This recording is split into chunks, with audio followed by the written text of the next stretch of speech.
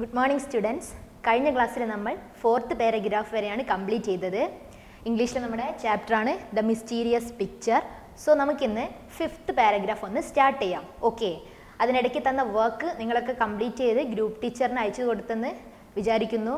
Okay, let's move on to the 5th paragraph. So before long the supper was served and it was just like a wedding feast. The tables were loaded with every kind of food and drink. Wine flowed like water. The courtiers stuffed themselves with the choicest dishes. The archduke made till eat and drink until his stomach about to burst. The archduke too ate heartily. His face was blushed with drink, but he seemed lost in thought. He suddenly looked up and said loudly, "Our court painter must paint our portrait, so that we will have the satisfaction of leaving our memory to our descendants. We too have to take our place in history along with our noble ancestors, whose portraits adorn these walls. It is sad to think of death. We do not know when God will think fit to summon us, but our portrait should be painted."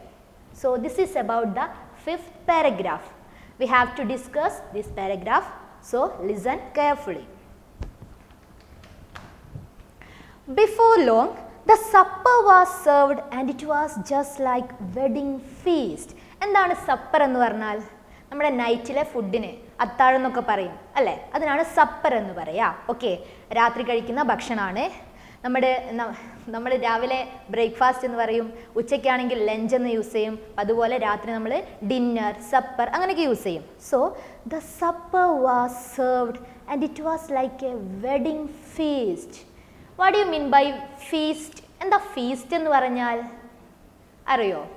Feast എന്ന് പറഞ്ഞാൽ സദ്യ എന്നാണ് അർത്ഥം. അപ്പോൾ wedding feast സ്വാഭാവികമായിട്ട് എന്തായിരിക്കും? കല്യാണ സദ്യ അല്ലേ? നമ്മളൊക്കെ സദ്യ കഴിക്കുന്ന ആൾക്കാരാണ്. ചോറും ഒരു കറിയും മാത്രമാണോ സദ്യക്ക് ഉണ്ടാവുക?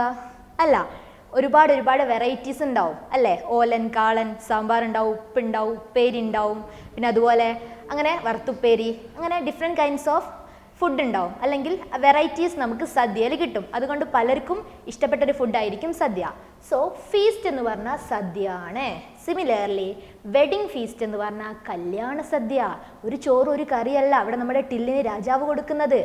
റോയൽ ഫീസ്റ്റ്, രാജകീയമായ സദ്യ, ഓർ വെഡിങ് ഫീസ്റ്റ്, ഒരു കല്യാണ സദ്യക്കുള്ള ഫുഡാണ് ഈ ടേബിളിൽ അറേഞ്ച് ചെയ്തിരിക്കുന്നത്. Then the tables were loaded with every kind of food and drink. The tables were loaded with every kind of food and drink. ആ ടേബിളിൽ കംപ്ലീറ്റ് ആയിട്ട് എന്താണുള്ളത്? Every kind of food, different variety of food ഉണ്ട്. രാജകൊട്ടാരത്തിലെ food നമുക്ക് ഊഹിക്കുന്നതിലും അപ്പുറത്തായിരിക്കും അല്ലേ? And drink എന്ന് പറഞ്ഞാൽ പലതരത്തിലുള്ള വൈനുകൾ ഉണ്ടാവും അല്ലേ, പാനീയങ്ങളും, അങ്ങനെ നല്ല സ്വീറ്റ് ആയിട്ടുള്ള ഒരുപാട് ഡ്രിങ്ക്സ് ഒക്കെ ആയിട്ട് ദ ടേബിൾ വേർ ലോഡഡ്, അല്ലെങ്കിൽ ടേബിൾസ് വേർ ലോഡഡ്. അവിടെ ടേബിൾസ് ഒക്കെ ലോഡ് ചെയ്തിരിക്കുക. Okay, the courtiers stuffed themselves with the choicest dishes. ആരാണ് കോർട്ടിയേഴ്സ് എന്ന് പറഞ്ഞാൽ? കോർട്ടിയേഴ്സ് എന്നുള്ള വാക്ക് നന്നായിട്ട് ശ്രദ്ധിക്കുക. ഈ ഒരു ചാപ്റ്ററിൽ നമുക്ക് വേണ്ട ഏറ്റവും ഇമ്പോർട്ടൻ്റ് ആയിട്ടുള്ളൊരു വാക്കാണ് കോർട്ടിയേഴ്സ്. ചില്ലിൻ്റെ പേര് പോലെ, ആർച്ച് ഡ്യൂക്ക് എന്നുള്ള ആ ഒരു വേർഡ് പോലെ ദാറ്റ് മച്ച് ഇമ്പോർട്ടൻ്റ് ആണ് കോർട്ടിയർ അല്ലെങ്കിൽ കോർട്ടിയേഴ്സ് എന്നുള്ള വാക്കും.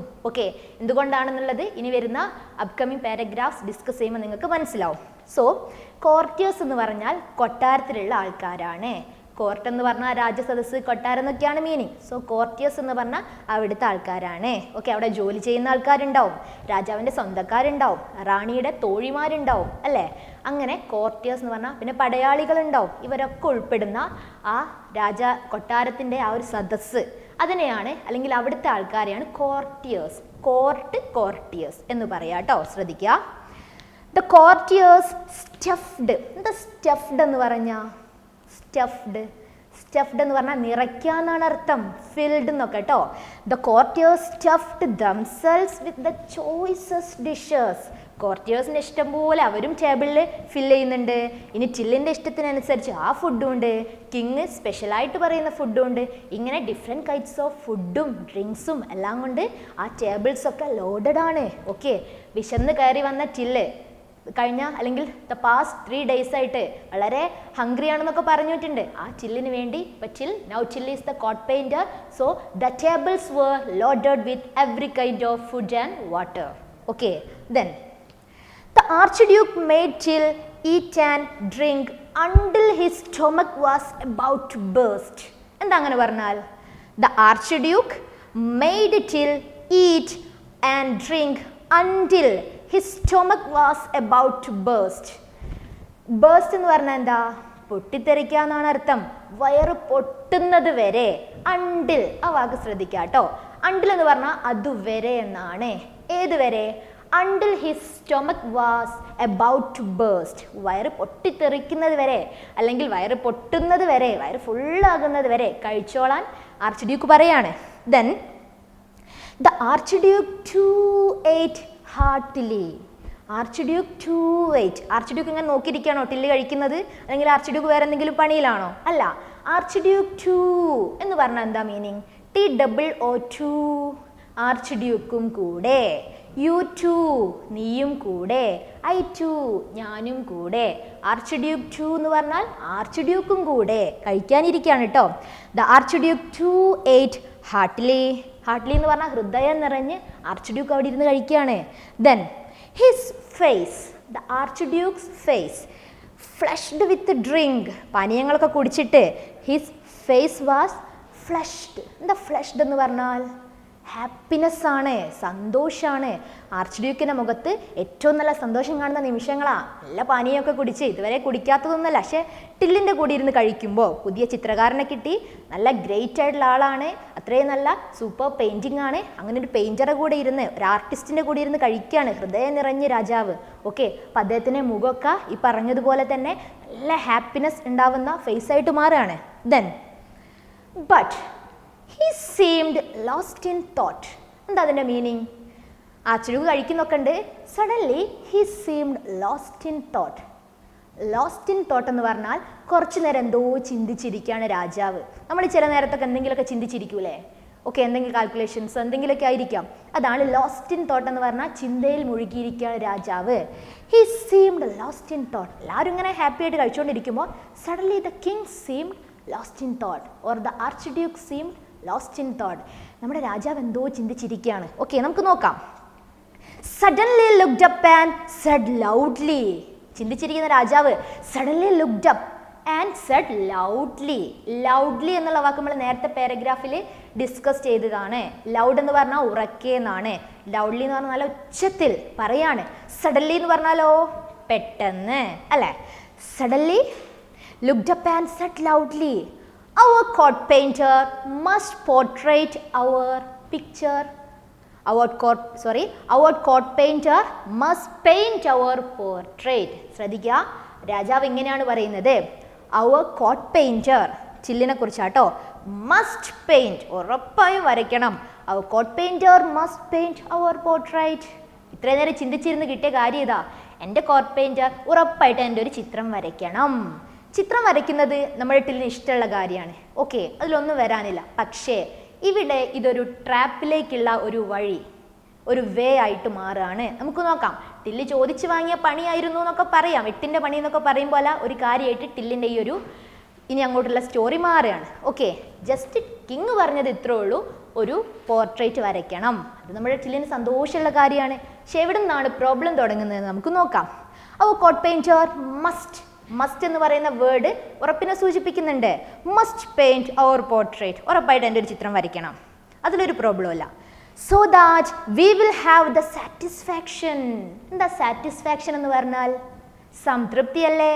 സോ വി വിൽ, നമ്മൾ രാജാവൊക്കെ ഞാൻ എന്നാണോ പറയുക? അല്ല, നമ്മൾ, നമുക്കവിടെ പോകണം, നമുക്കുള്ള ഭക്ഷണം എവിടെ, അങ്ങനെയൊക്കെയല്ലേ. അപ്പോൾ അതുകൊണ്ടാണ് വി യൂസ് ചെയ്യുന്നത് കേട്ടോ. ഐ പറഞ്ഞാൽ മതി, പക്ഷേ വി പറയുന്നത് രാജാവിൻ്റെ ഒരു ശൈലിയാണ്. So that we will have the satisfaction, എന്നാൽ നമുക്ക് നല്ല സംതൃപ്തി ഉണ്ടാകും. Of living our memory, leave ചെയ്യുക എന്ന് പറഞ്ഞാൽ ഉപേക്ഷിക്കുക അല്ലേ, കളയുക എന്നൊക്കെയാണ് അർത്ഥം. Live in our memory. എന്താ മെമ്മറി എന്ന് പറഞ്ഞാൽ? മെമ്മറീസ് എന്ന് പറഞ്ഞിട്ട് പൃഥ്വിരാജിൻ്റെ ഒരു ഫിലിമൊക്കെ ഉണ്ട്, നല്ല ത്രില്ലിംഗ് ആയിട്ടുള്ളൊരു മൂവിയാണ്. ഓക്കെ, എന്താ മെമ്മറി എന്ന് പറഞ്ഞാൽ? ഓർമ്മ എന്നാണ് അർത്ഥം അല്ലേ. So that we will have the satisfaction of leaving our memory to our descendants. ആ വേർഡ് ഒന്ന് ശ്രദ്ധിക്കുക കേട്ടോ. ഡിസെൻഡൻസ് എന്നും ഉണ്ട്. ഇനി വരുന്ന ലൈൻസിൽ ആൻസിസ്റ്റേഴ്സ് എന്നൊരു വാക്കും കൂടെ യൂസ് ചെയ്യുന്നുണ്ട്. അപ്പം നമുക്ക് നോക്കാം നമ്മളുടെ വ്യത്യാസം എന്താണെന്ന്. നമ്മുടെ ആൻസിസ്റ്റേഴ്സ് എന്ന് പറഞ്ഞാൽ നമ്മുടെ പൂർവികരാണ്. ജസ്റ്റ് ഒന്ന് നോക്കുക. അപ്പം എൻ്റെ ആൻസിസ്റ്റേഴ്സ് എന്ന് പറഞ്ഞാൽ എനിക്ക് മുന്നേ ഇവിടെ ജീവിച്ചിരിക്കുന്ന തലമുറ, നമ്മുടെ അച്ഛനപ്പൂപ്പന്മാരായിട്ടുള്ള ആൾക്കാർ, അല്ലെങ്കിൽ അമ്മയുടെ അമ്മ, ആ ഒരു കാറ്റഗറി എന്താണെങ്കിൽ നമ്മുടെ പൂർവികർ, നമുക്ക് മുന്നേ ഇവിടെ ജീവിച്ചിരിക്കുന്ന. അപ്പോൾ അവരുടെയൊക്കെ മുന്നത്തെ തലമുറ എന്ന് പറയുമ്പോൾ ഇവിടെ ജീവിച്ച് മരിച്ചു പോയിട്ടുള്ള ആൾക്കാരായിരിക്കാം. ഓക്കെ, അപ്പോൾ ആ ഒരു തലമുറകളെ നമുക്ക് മുന്നേ ഉള്ള ആൾക്കാരാണ്, നമ്മുടെ പൂർവികരെയാണ് നമ്മൾ ആൻസിസ്റ്റേഴ്സ് എന്ന് പറയാ. ഡിസെൻഡൻസ് എന്ന് പറഞ്ഞാൽ നമുക്ക് ശേഷം വരുന്ന നെക്സ്റ്റ് ജനറേഷൻസ്. ഓക്കെ, ഇനി പുതുതായിട്ട് വരുന്ന ജനറേഷൻ, തലമുറ, അവരെയാണ് നമ്മുടെ ഡിസെൻഡൻസ് എന്ന് പറയുക.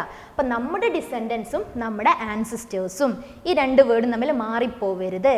ആൻസിസ്റ്റേഴ്സ് പൂർവികരാണ്, ഡിസെൻഡൻസ് അപ്കമിങ് ജനറേഷൻസ് ആണ്. Okay, so satisfaction of living our memory to our descendants. എൻ്റെ ഓർമ്മ വരും തലമുറയ്ക്ക് ഇവിടെ ഒരു ഓർമ്മയായിട്ട്, ഒരു ചിത്രമായിട്ട് ഞാൻ ഉണ്ടാകണം. എൻ്റെ അടുത്ത തലമുറകൾ വരുമ്പോൾ ഇതിവിടെ വരച്ചിരുന്ന ആർച്ച് ഡ്യൂക്ക് ആണല്ലോ, ആ പിക്ചർ കാണുമ്പോൾ തോന്നണം. അതുകൊണ്ട് U should paint my portrait, എൻ്റെ ഒരു ചിത്രം വരയ്ക്കണം. ദെൻ വി ടു, ഞാൻ ടൂവിൻ്റെ കാര്യം നേരത്തെ പറഞ്ഞു. വി ടു, നമുക്കും, രാജാവ് പറയാം എനിക്കും കൂടെ. We too have to take our place in history along with our noble ancestors whose portrait adorn these walls. ശ്രദ്ധിക്കുക കേട്ടോ, രാജാവ് പറയാണ് we too, നമുക്കും കൂടെ, have to take our place, നമുക്കും നമ്മുടെ ഒരു സ്ഥാനം ഉറപ്പിക്കണം. എവിടെ? in history. എന്താ ഹിസ്റ്ററി എന്ന് പറഞ്ഞാൽ? ഇനി മുൻപോട്ട് പഠിക്കുമ്പോൾ നിങ്ങൾ പഠിക്കും. ഹിസ്റ്ററി എന്ന് പറഞ്ഞാൽ ചരിത്രമാണ്. ജോഗ്രഫി എന്ന് പറഞ്ഞാലോ ഭൂമിശാസ്ത്രമാണ്. നമ്മുടെ സോഷ്യൽ സയൻസ് എന്ന് പറയുന്ന സാമൂഹിക ശാസ്ത്രം ഡിവൈഡ് ചെയ്യുന്നതാണ് ഹിസ്റ്ററി, ജോഗ്രഫി ആയിട്ട്. അപ്പോൾ ഹിസ്റ്ററി എന്ന് പറഞ്ഞാൽ ചരിത്രം, അത്രയും മനസ്സിലാക്കുക. സോ രാജാവ് പറയാണ് we to have to take our place in history, നമുക്കും ചരിത്രത്തിലൊരു ഇടം നേടണം. along with our noble ancestors. ആരുടെ കൂടെ? ഞാൻ നേരത്തെ പറഞ്ഞു ancestors എന്ന് പറഞ്ഞാൽ പൂർവികരാണ് അല്ലേ. ഡിസെൻഡൻസ് എന്ന് പറഞ്ഞാൽ ദ അപ്കമിങ് ജനറേഷൻസ് ആണ്. അപ്പോൾ നമുക്കും നമ്മുടെ ആൻസിസ്റ്റേഴ്സിനെ പോലെ ചരിത്രത്തിൽ ഇടം നേടണം.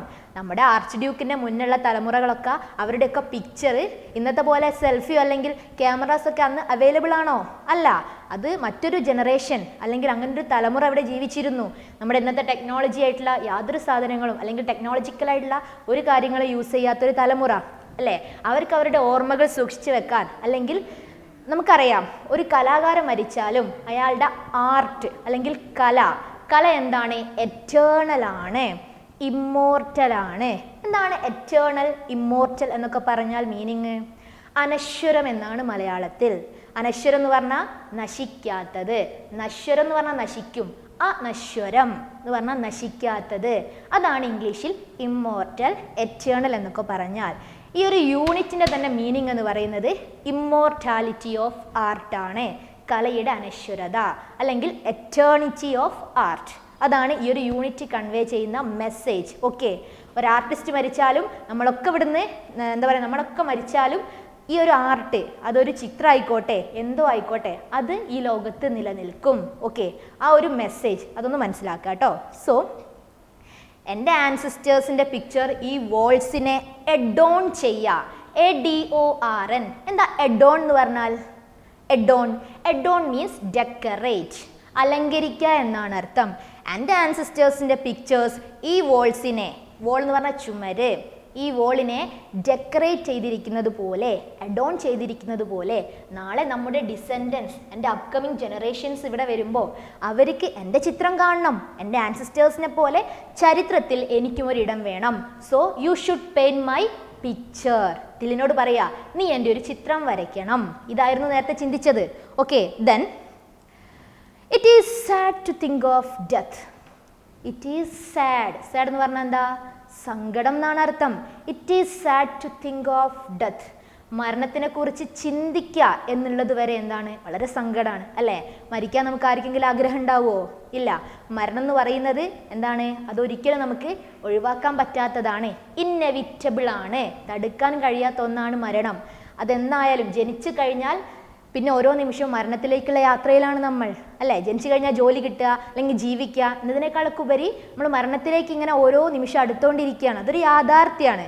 അപ്പം അതിനിടയ്ക്ക് നമ്മൾ എന്ത് ചെയ്യുന്നു, അല്ലെങ്കിൽ ഈ ഒരു ലോകത്ത് നമുക്ക് എന്ത് സാധിക്കുന്നു, അതിനാണ് ഇമ്പോർട്ടൻസ്. ഓക്കെ, അപ്പോൾ വെറുതെ ജീവിച്ച് മരിക്കാതെ എന്തെങ്കിലുമൊക്കെ ഈ ലോകത്തിന് കൊടുക്കാൻ നമുക്ക് കഴിയണം. അതുപോലെ it is very sad to think of death. രാജാവിന് ഇത്രയും നല്ല രാജകീയമായ ജീവിതമാണ്, ഒരു ബുദ്ധിമുട്ടുമില്ല. അപ്പം അതുകൊണ്ട് it is very sad to think of death. മരണത്തിനെ കുറിച്ച് ചിന്തിക്കുക എന്ന് പറയുന്നത് വരെ വളരെ ദുഃഖമാണ് എനിക്ക്. കിങ്ങിന് അങ്ങനെ ഒരു പ്രോബ്ലം ഉണ്ട് കേട്ടോ. അദ്ദേഹത്തിൻ്റെ മനസ്സിലൊരു സങ്കടമാണ്, മരിക്കുക എന്ന് ആലോചിക്കുമ്പോൾ ഒരു സങ്കടമാണ്. Then we don't know when God will think fit to summon us. We don't know. We know എന്ന് പറഞ്ഞാൽ എന്താ? നമുക്ക് അറിയാം.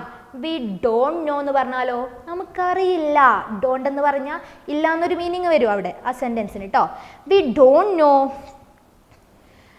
when God will think fit to summon. The summon, someone's എന്നൊക്കെ പറഞ്ഞാൽ വിളിക്കുക അല്ലെങ്കിൽ വിളിച്ചു ചേർക്കുക എന്നൊക്കെയുള്ള അർത്ഥമാണ്. എപ്പോഴാണ് ദൈവം നമ്മളെ വിളിക്കുക എന്ന് നമുക്കൊന്നും അറിയില്ല. But our portrait should be painted. പക്ഷേ കാര്യം എത്രയേ ഉള്ളൂ, മരണത്തിനെ കുറിച്ച് ആലോചിക്കുമ്പോൾ പേടിയുണ്ട്, ദൈവം എപ്പോഴാണ് വിളിക്കാമെന്നൊന്നും അറിയില്ല. But our portrait should be painted. എൻ്റെ ചിത്രം വരച്ചിരിക്കണം. King ordered. രാജാവ് ഓർഡർ ചെയ്യാണ്. സോ ഇനി ടില്ല് എങ്ങനെയാണ് ട്രാപ്പിലാവുന്നതെന്ന് നമുക്ക് നോക്കാം. Next paragraph, that is the 6th paragraph. Till quickly replied, your lordship's slightest wish is to me command. All the same, I do feel rather unhappy about painting your lordship all by yourself. It is not terrible. Is it not terrible to think of your lordship being lonely forever and ever? Don't you think, ladies and gentlemen, that His Highness should be accompanied at least by Her Highness? Her ladies, the noble generals and captains who adorn this court. A court like this has few rivals in splendor, loveliness and chivalry. In the midst of such valor and beauty, I will make my lord and lady shine forth like the moon surrounded by lanterns. ശ്രദ്ധിക്കുക കേട്ടോ, കുറച്ച് lengthy ആയിട്ടുള്ള sentence ആണ്. The 6th paragraph. Till quickly replied. രാജാവ് പറഞ്ഞത് എന്താ? You should paint my portrait. നീ എൻ്റെ ഒരു ചിത്രം വരയ്ക്കണം. ഇത് കേട്ടപ്പോൾ he is a painter. He replied quickly, suddenly എന്നൊക്കെ പറഞ്ഞാൽ എന്താ? സെയിം മീനിങ് ആണ്, പെട്ടെന്ന് എന്നാണ് അർത്ഥം. So till quickly replied, your lordship's slightest wish is to me command. Lordship എന്ന് പറഞ്ഞാൽ രാജാവിൻ്റെ ഒരു പദവി ഉപയോഗിച്ചിട്ടുള്ള സ്ലൈറ്റസ്റ്റ്. എന്താ സ്ലൈറ്റസ്റ്റ് എന്ന് പറഞ്ഞാൽ? വളരെ ചെറുതായിട്ടുള്ള. അങ്ങയുടെ രാജാവാണല്ലോ അങ്ങ്, അപ്പം അങ്ങയുടെ ആ പദവി ഉപയോഗിച്ച് കമാൻഡ് ചെയ്യാൻ പറ്റുന്നതിൽ വെച്ച് ചെറിയൊരു ആഗ്രഹമാണല്ലോ എന്നോട് പറഞ്ഞത്. I M A painter. അങ്ങയുടെ ഒരു ചിത്രം വരയ്ക്കണം, അത് വളരെ ചെറിയൊരു ആഗ്രഹമായി പോയല്ലോ. ഞാനിതിലും വലുതെന്തൊക്കെയോ പ്രതീക്ഷിച്ചു. Your lordship slightest wish. Wish എന്ന് പറഞ്ഞാൽ ആഗ്രഹമാണ്. Wish is to me command. All the same, I do feel rather unhappy. I feel unhappy. എനിക്കത്ര ഹാപ്പിനെസ് ഇല്ല. ഹാപ്പി എന്ന് പറഞ്ഞാൽ സന്തോഷം. അപ്പം അൺഹാപ്പി എന്ന് പറഞ്ഞാലോ ഒരു സന്തോഷമില്ലായ്മ. എനിക്ക് കുറച്ച് ഒരു സന്തോഷം കുറവുണ്ട്. കാരണം എന്താണ്? About painting your lordship all by your self. അങ്ങയുടെ ചിത്രം അത് മാത്രം വരയ്ക്കുന്നതിൽ എനിക്ക് എന്തോ ഒരു സങ്കടം, അല്ലെങ്കിൽ എനിക്ക് അത്ര സന്തോഷമില്ല. ഇതിൽ ആഗ്രഹിക്കുന്നത് മറ്റെന്തോ ആണ്. നമുക്ക് നോക്കാം കേട്ടോ. Is it not terrible? Terrible എന്ന് പറഞ്ഞാൽ ടെറിബിൾ, ഹൊറിബിൾ എന്നൊക്കെ പറഞ്ഞാൽ എന്താ മീനിങ്? പേടിപ്പെടുത്തുന്ന എന്നാണ് അർത്ഥം അല്ലേ? ടെറിബിൾ. ഇന്ന് നമുക്ക് next chapter the boy who Drew Katz എന്ന് പറയുന്നൊരു ചാപ്റ്റർ പഠിക്കാനുണ്ട്. അതിൽ ത്രൂ ഔട്ട് ഇങ്ങനെ പേടി എന്നുള്ള ആ ഒരു വാക്കിൻ്റെ ഡിഫറെൻറ്റ് വേർഡ്സ് യൂസ് ചെയ്യുന്നുണ്ട്. അപ്പം അവിടെ നമ്മൾ ഇതൊക്കെ പഠിക്കും. അപ്പം ടെറിബിൾ, ഹൊറിബിൾ എന്നൊക്കെ പറഞ്ഞാൽ പേടിക്കുക എന്നാണ് അർത്ഥം. So is it not terrible? അതൊരു പേടിക്കുന്നൊരു കാര്യമല്ലേ? എന്ത്? To think of your lordship being lonely for ever and ever. അങ്ങയുടെ ചിത്രം വരയ്ക്കാൻ എനിക്ക് ബുദ്ധിമുട്ടൊന്നുമില്ല, I don't have any problem, but is it terrible? പക്ഷെ പേടിപ്പെടുന്ന ഒരു കാര്യമുണ്ട്. അങ്ങയുടെ ചിത്രം മാത്രം എവർ ആൻഡ് എവർ. എവർ എന്ന് പറഞ്ഞാൽ എന്താ? എല്ലാ കാലവും എന്നാണ് അർത്ഥം അല്ലേ? അങ്ങയുടെ ചിത്രം എല്ലാ കാലവും ഒറ്റയ്ക്ക് ഇങ്ങനെ നിൽക്കേണ്ടി വരൂലേ അങ്ങയുടെ ചിത്രം മാത്രം വരച്ചാൽ? അപ്പം അത് പേടിപ്പെടുന്ന ഒരു കാര്യമല്ലേ അങ്ങയുടെ ചിത്രം മാത്രം ഒറ്റയ്ക്ക് നിൽക്കുക എന്നുള്ളത്? സോ ഡോണ്ട് യു തിങ്ക്, നിങ്ങൾ ചിന്തിക്കുന്നില്ലേ? ലേഡീസ് ആൻഡ് ജെന്റിൽമാൻ, അവിടെ നിൽക്കുന്ന ബാക്കി ആൾക്കാരോട് ചോദിക്കുക, ladies and gentleman, don't you think is it terrible? ഇത് പേടിപ്പെടുന്നു എന്നല്ലേ? ദാറ്റ് ഹിസ് ഹൈനസ്, രാജാവിന് കേട്ടോ ഹൈനസ് എന്ന് ഉപയോഗിക്കുന്നത്, his highness should be accompanied. Accompanied എന്ന് പറഞ്ഞാൽ കൂടെ എന്നുള്ള അർത്ഥമാണ്. ഒന്നില്ലെങ്കിലും മിനിമം രാജാവിൻ്റെ കൂടെ, accompanied at least by her highness.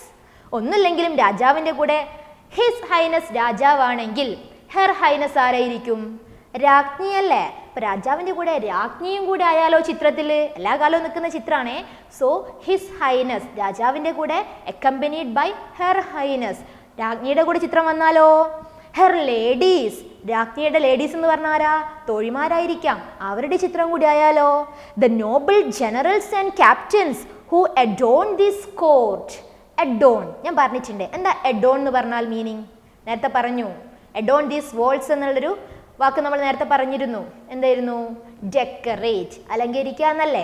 So her ladies, the Noble generals and captains who adorn this court. ഈ ഒരു കോർട്ട്, ഈ ഒരു രാജസദസ്സിനെ അഡോൺ ചെയ്യുന്ന, അലങ്കരിക്കുന്ന ഇവിടുത്തെ ജനറൽസ് അല്ലേ, പട്ടാളക്കാരും അങ്ങനെയുള്ള ഗാർഡ്സും കാര്യങ്ങളൊക്കെ ഉണ്ട്. അപ്പം അവരുടെ ചിത്രം കൂടി കൂടെ ചേർത്താലോ നമുക്ക്?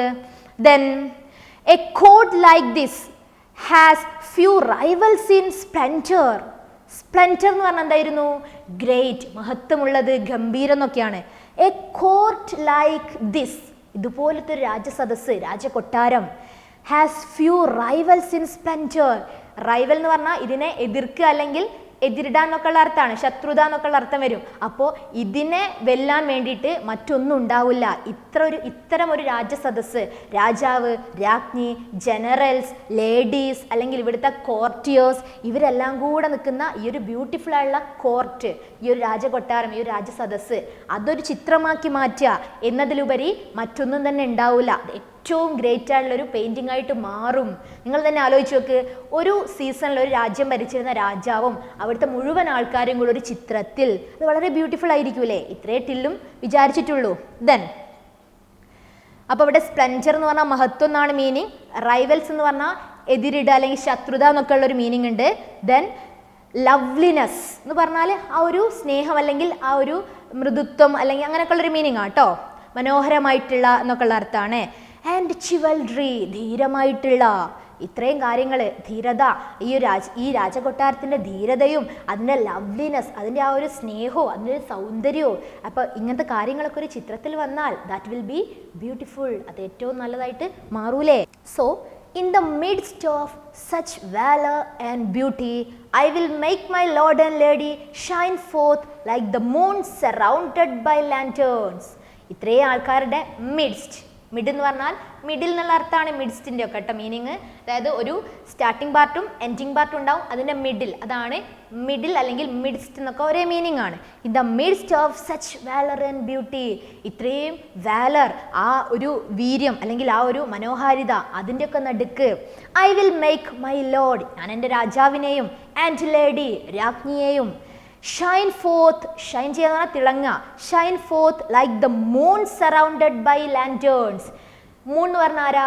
ചന്ദ്രൻ അല്ലേ? നൈറ്റിൽ നമുക്ക് കാണാം സ്കൈയില് മൂൺ എന്ന് പറഞ്ഞാൽ